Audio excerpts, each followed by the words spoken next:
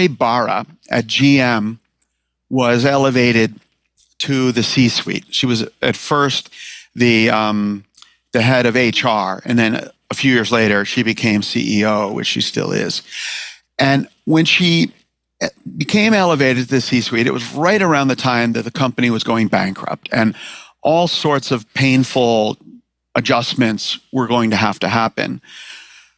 But the very first thing that she did was she announced that the legacy dress code at GM, which was something that had grown over time to being like a 20-page list of ad hoc rules, most of which were expressed in outdated jargon, like pencil skirts and, things that we might not even know what they are. And most of it was about women, although it, clearly was written by men. And everyone hated it, and everyone was a little bit cynical about it. Everyone would shrug and say, okay, well, we don't like it either, but it comes from upstairs, and, we have to, you have to follow this.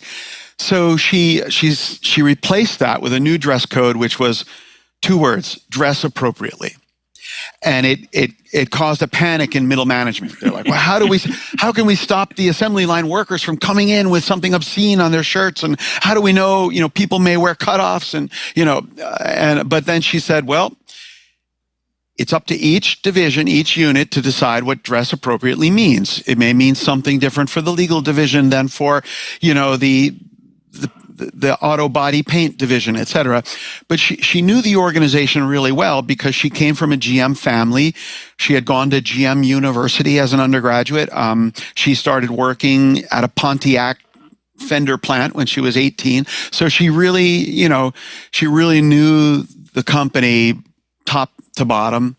And she knew that this change, even though it was a top-down change, was symbolically resonant but non-threatening. It was something that people thought of as a very GM thing, the dress code, but everyone recognized that it was symptomatic of the inertia and the bureaucracy that was stifling the company and preventing it from being nimble, preventing it from making the changes that needed to be made.